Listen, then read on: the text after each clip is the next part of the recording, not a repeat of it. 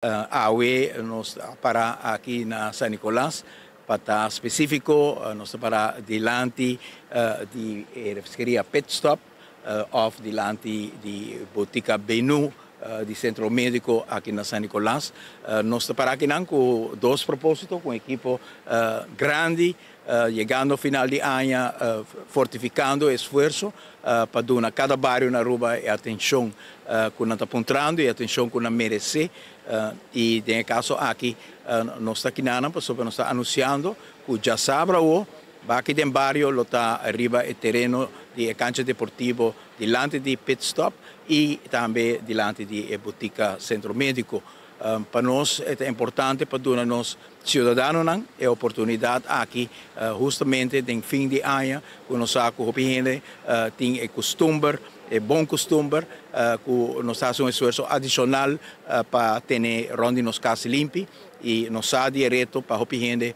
que não tem caminda para riba e desperdício de sushi grátis, para ser Baki de Bario tem. No mesmo momento, nós queremos anunciar também que a AWE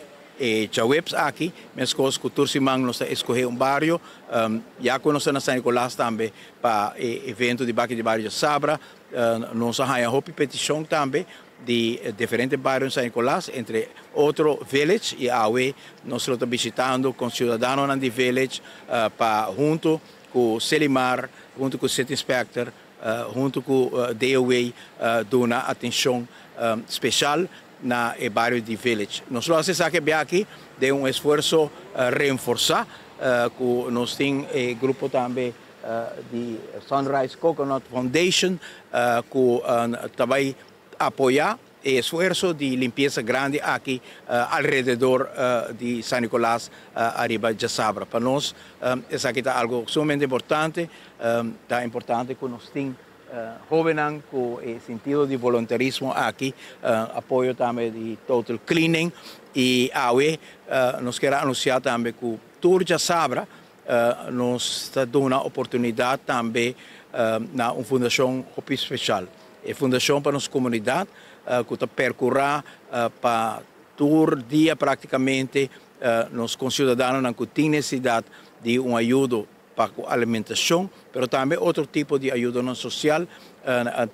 Tu já sabe aqui, está coletar também